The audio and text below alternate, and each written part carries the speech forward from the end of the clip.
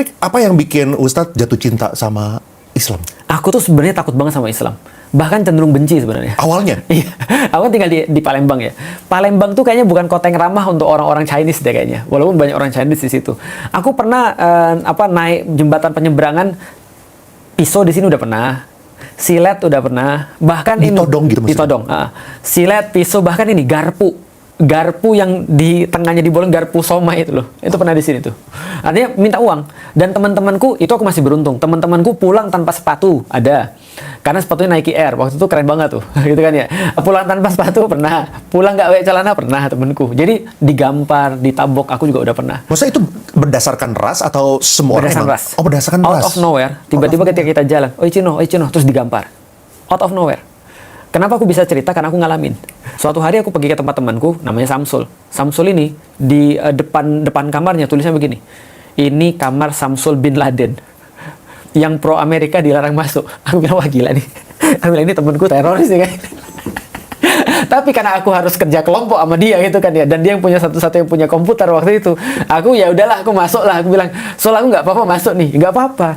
Di depan itu gimana? Aku kan orang Chinese nih kan. Nggak gitu cerita. Dia ceritain. Aku bilang, oh ternyata yang dia tulis itu cuma sekedar iseng-iseng doang.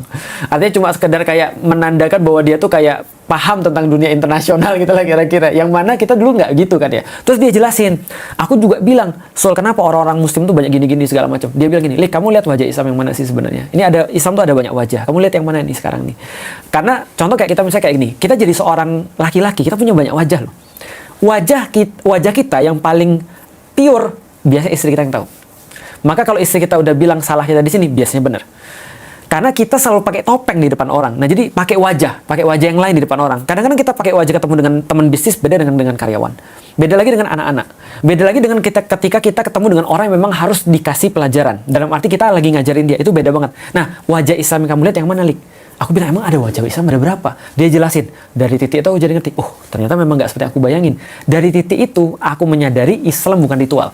Dan Islam gak ada hubungan dengan Muslim. Aku baru ngerti Muslim yang kulihat itu justru tidak Islami.